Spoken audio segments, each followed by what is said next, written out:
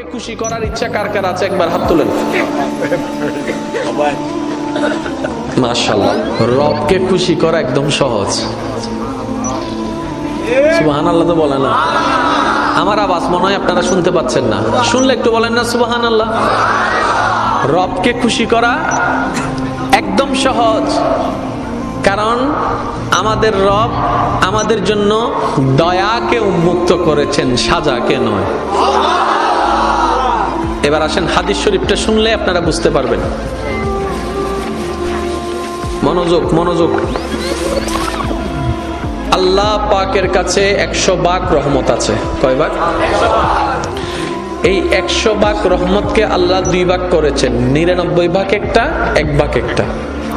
এই 1 ভাগ রহমতকে আল্লাহ সমস্ত সৃষ্টির কাছে বিতরণ করে দিলেন।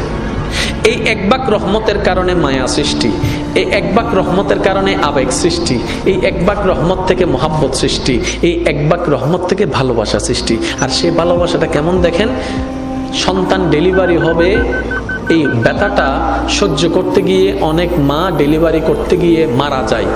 সেটা মা জানে। আমি সন্তান পেটে রাখলে 10 মাস আমি ভালো করে খেতে পারবো না, ঘুমাইতে পারবো না, সেটা মা জানে। তারপরও সন্তান পেটে নেওয়ার জন্য মা দ্বিধাবোধ করে না, দ্বিমত পোষণ করে না। ডেলিভারির সময় মা মারা যাওয়ার সম্ভাবনা 80%, সেটা মা জানে। ব্যথা সহ্য করার মতো না, সেটা মা জানে। তারপরও মা হাসি মুখে সন্তান পেটে নিচ্ছে, ডেলিভারির জন্য প্রস্তুতি নিচ্ছে। এবার মাকে জিজ্ঞেস করলাম, মা তুমি না সেই মা সামান্য একটা সুইয়ের ব্যথার জন্য তুমি চিৎকার করে উঠেছিলা? তুমি না সেই মা সামান্য একটা তেলা পোকা দেখলে লাভ দিতা? তুমি না সেই মা টিকটিকি দেখলে এই দিক থেকে ওদিকে দৌড় দিতা? তুমি না সেই মা অন্ধকারে তুমি বসতে পারতা না ভয়ের জন্য?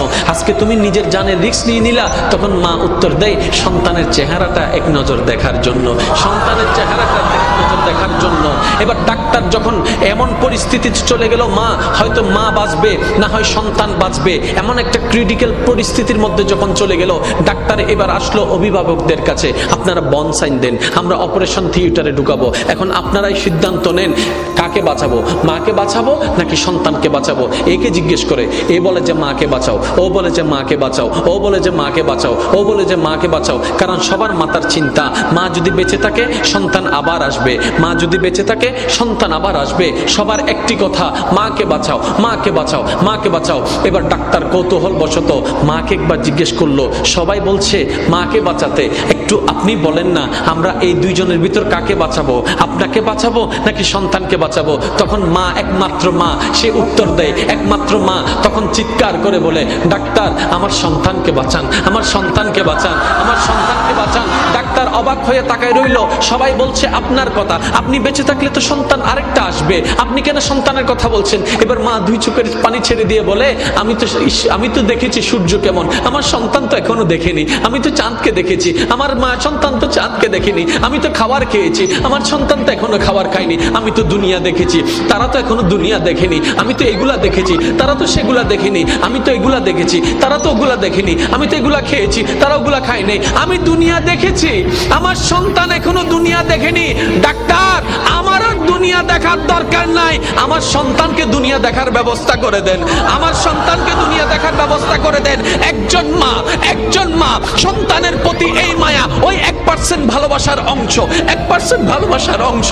আপনার আমার নবী রাহমাতুল্লিল আলামিন যখন এই হাদিস বর্ণনা দিলেন, 1 ভাগ রহমত রেখে আল্লাহ পাক 1 ভাগ রহমত পৃথিবীর মধ্যে রহমত ছড়াই দিয়েছেন, 99 ভাগ রেখে দিয়েছেন। সাহাবায়ে কেরাম আদবের সহিত আরজি করলেন, ইয়া রাসূলুল্লাহ, ইয়া রাসূলুল্লাহ, ওই 1 ভাগ রহমতের যদি এত ভালোবাসা, এত মায়া, এত টান, এত আবেগ, এত মহব্বত যদি হয়, এই 99 ভাগ আল্লাহ কেন রেখে দিয়েছেন? তখন রহমাতুল্লিল আলামিন বলেছেন, ওরা আমার সাহাবারা শুনো, এই বাকি 99 ভাগ রহমতকে আল্লাহ হাসরের জন্য রেখে দিয়েছেন, হাসরের জন্য রেখে দিয়েছেন, হাসরের জন্য রেখে দিয়েছেন। সাহাবায়ে কেরাম বলে, ইয়া রাসূলুল্লাহ, এই 99 রহমত কেন রেখে দিয়েছেন?